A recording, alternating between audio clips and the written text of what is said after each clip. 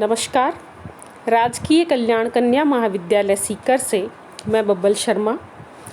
रीतिकाल की त्रिवेणी में अवगाहन करते हुए आइए हम फिर एक बार चलते हैं रीति मुक्त काव्यधारा की ओर, जिसमें आज हम पढ़ने जा रहे हैं रीतिकाल के संवेदना और वैयक्तिक अनुभूतियों के श्रेष्ठ कवि घनानंद को। घनानंद के बारे में पढ़ने से पूर्व हम थोड़ा सा इनका परिचय जान लेते हैं। घनानंद का जन्म सन 1689 में और मृत्यु सन 1739 में हुई। 1739 में हुई। घनानंद की शिक्षा फारसी भाषा के द्वारा हुई। ये माना जाता है कि ये अबुल फजल के शिष्य थे। आप मोहम्मद शाह रंगीले के दरबार में रहते थे, एक कवि के रूप में नहीं वरन एक प्रतिष्ठित कर्मचारी के रूप में। आप दरबार के मीर मुंशी थे। दरबार की एक सुजान नामक प्रतिष्ठित वेश्या से आपका प्रेम हो गया। बादशाह की कृपा और सुजान के प्रेम के कारण अन्य दरबारियों की ईर्ष्या द्वेष ने आपके इस प्रेम को विकृत रूप में प्रस्तुत किया और उन सब के कुचक्र के कारण घनानंद को राज दरबार से निष्कासित होना पड़ा।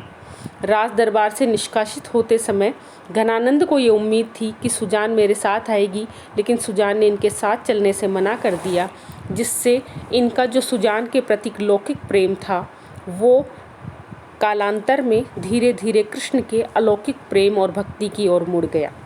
आप वृंदावन पहुंचकर महाकवि घनानंद बने और निम्बार्क वैष्णव संप्रदाय में दीक्षित हुए और कृष्ण की उपासना में लीन हो गए। आप बहुत बड़े संगीतज्ञ भी थे। भाषा की दृष्टि से मुख्यतः आप ब्रज भाषा के कवि हैं। आपकी प्रसिद्ध कृतियों में इश्कलता, सुजान हित, प्रेम पत्रिका, ब्रज विलास, प्रेम पद्धति, गोकुल चरित्र, प्रिय वृंदावन मुद्रा, प्रिय प्रसाद, गिरी गाथा, कुछ स्फुट पद और परम वंशावली और पदावली आदि ग्रंथों का उल्लेख भी हमें मिलता है।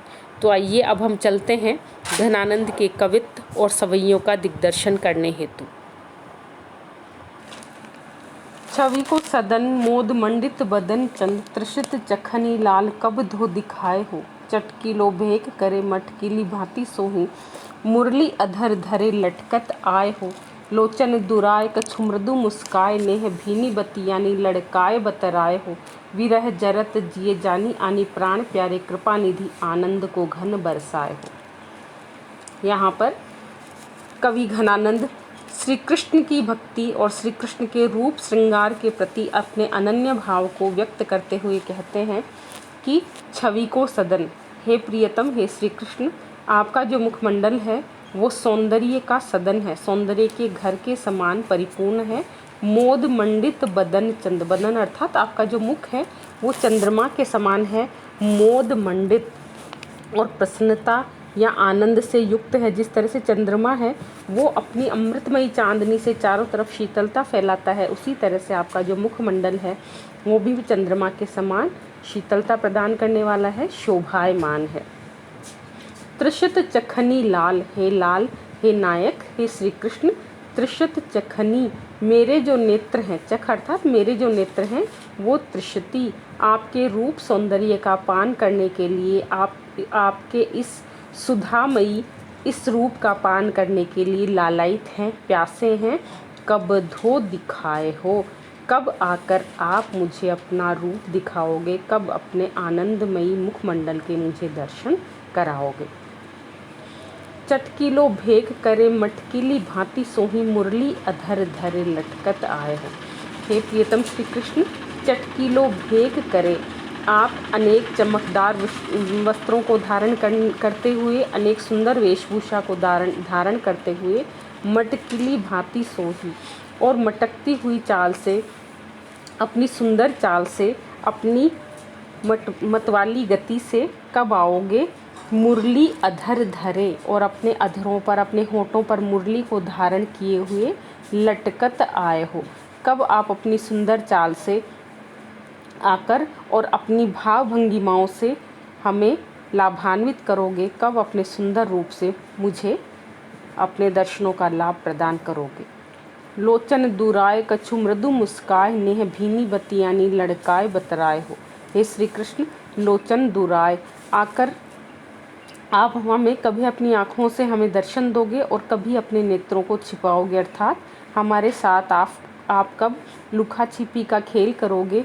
कछु मृदु मुस्काए, और कभी अपनी कोमल अपनी सुमधुर मुस्कान से मुस्कुराते हुए, नेह बड़े प्रेम के साथ, भीनी बतियानी प्रेम से परिपूर्ण अपने भावों से परिपूर्ण बातें, लड़काए बतराए हो। लड़काए अर्थात कैशोर्य के साथ, लड़कपन के साथ, बड़ी मधुर और बचपने के साथ आप कब अपने प्रेम और अपनी भावनाओं से युक्त बातें हमसे करोगे, ताकि आपसे हमारा जो अनन्य भाव है वो इस लौकिक संसार में भी पूरी तरह से तादात्म्य रूप स्थापित कर सके। अर्थात आप एक ईश्वर की तरह नहीं होकर और इस सांसारिक रूप में कब हमारे साथ एक मित्र बताकर बातें करोगे, अपनी मधुर मुस्कान से कब आप हमें दर्शन प्रदान करोगे। विरह जरत जिए जानी आनी प्राण प्यारे, कृपा निधि आनंद को घन बरसाए हो। हे कृपा निधि, हे कृपा के खजाने, हे श्री कृष्ण, विरह जरत जिए जानी, मुझे विरह में जलता हुआ जानकर, जिए जानी अपने हृदय में आप जब ये जान जाओगे कि आपके दर्शनों के बिना आपसे अलग होकर मैं आपके विरह में जल रहा हूँ, यह जानकर आनी प्राण प्यारे, हे प्राण प्यारे, हे श्री कृष्ण, आप कब आओगे अपने भक्त को दर्शन प्रदान करने के लिए, अपने भक्त की विरह वेदना को दूर करने के लिए आप कब आओगे। और हे आनंद के सागर, हे आनंद के घन, आप कब आकर बरसोगे। जिस तरह से पृथ्वी है वो निरंतर ताप में तपती रहती है, लेकिन उसकी वेदना उसकी पीड़ा को शांत करने के लिए जिस तरह से उमड़ घुमड़ कर बादल आते हैं और पूरी धरती को वर्षा से सरोबार करके और उसको शीतलता प्रदान कर देते हैं, उसी तरह से हे श्री कृष्ण, हे प्रियतम, मैं भी आपके विरह में आपसे मिलने की अभिलाषा में निरंतर वेदना में जल रहा हूँ। इसलिए आप मुझ पर कृपा करके कब आओगे और कब अपने स्नेह की, अपने भावों की वर्षा मुझ पर करोगे।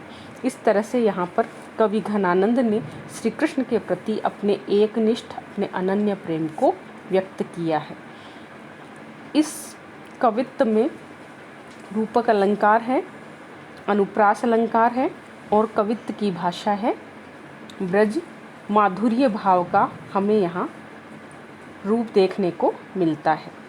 आज के लिए इतना ही। कवि घनानंद के बाकी कवित्व का अध्ययन हम अपने अगले वीडियो में करेंगे। तब तक के लिए धन्यवाद।